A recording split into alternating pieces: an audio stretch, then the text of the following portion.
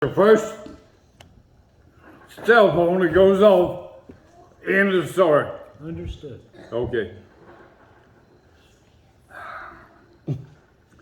Most of you know that my father died suddenly when I was 10 years old, and my mother and me and two little brothers had to go and live in this little town with my grandmother. She had a very small house there, and it was a little farming community. It was a population of 332 people. The population was always 332 because every time a baby was born, somebody left town. Okay. Not died, just left out. The people had no entertainment whatsoever. There was no radio, no television, no pianos or anything like that. And the only entertainment they had was go down and visit each other, you know. So, I'm 12 years old. I come home from school one day, and the preacher's wife is there. She's visiting my grandmother. And my mother and the two little brothers are going off somewhere visiting somebody else. So there's just the three of them there. And the first thing my grandmother says, oh, as I walk in the room, she says, oh, I bet the preacher's wife would like some nice cold water to drink. And you know who's going to get the nice cold water? Me. I said, okay, Gran, I'll get the water. So I go out on the back porch and I'll got a well there on the back porch.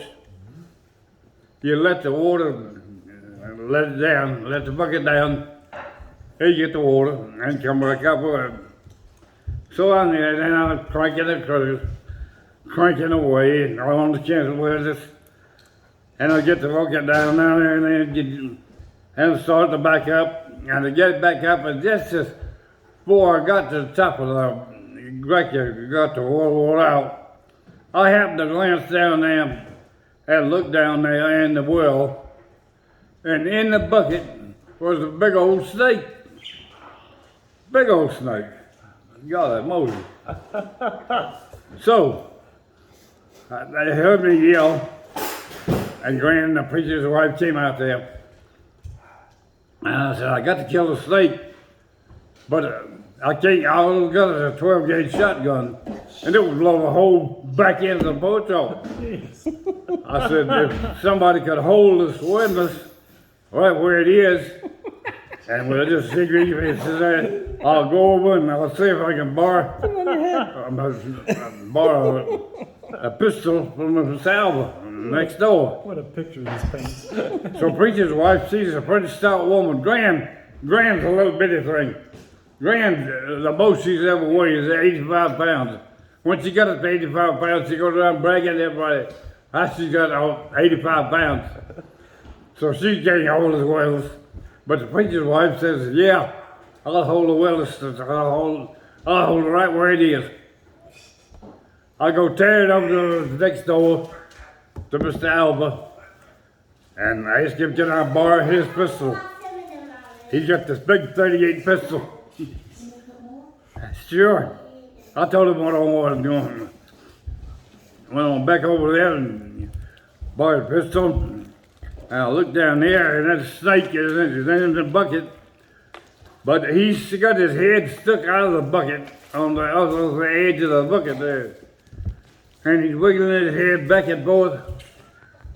And I took aim with that pistol. Bam! Boy, it sounded like a channel then, and so it's out of the well. Right through the head. Right smack through the head. Best shot I ever made my life. A prickle took his head off. Golly, Moses. Woo! So, I pulled him on up. I took the snake out of that bucket. I took him around the corner. Gran had a pit. She kept her flowers in the one time, and it was kind of a halfway break thing yet. I took the snake out and I threw him out around the corner of this That's pit. And then Mr. Alva took his pistol, had to take his pistol back to his house.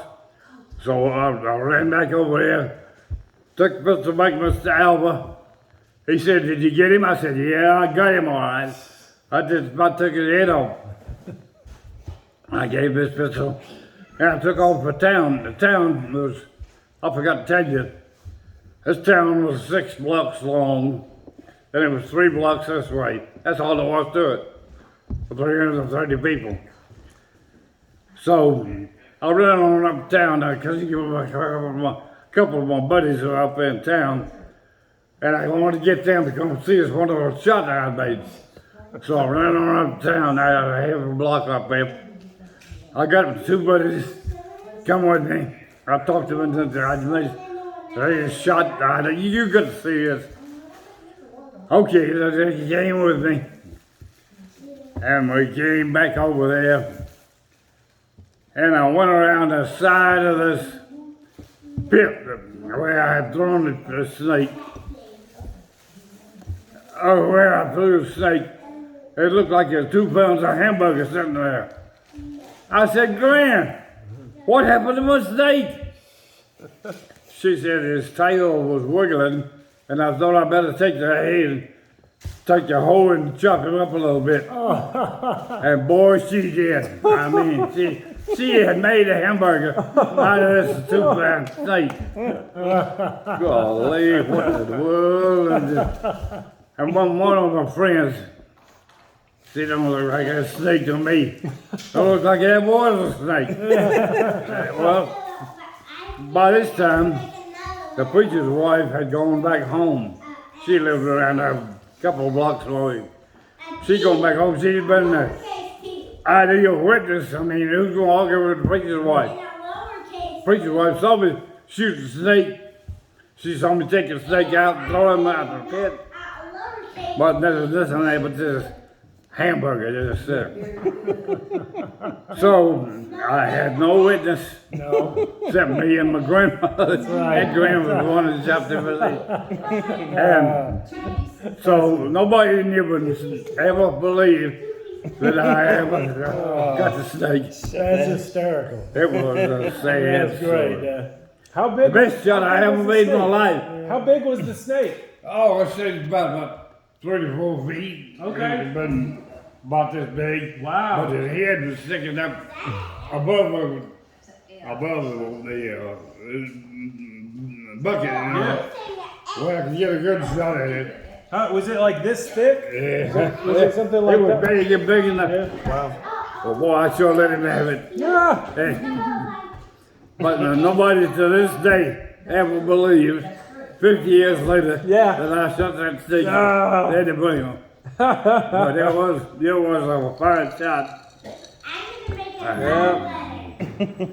It's a good story. Well, it was a true story. Yeah. Yeah. This story, I didn't have a preacher's wife still lawyer.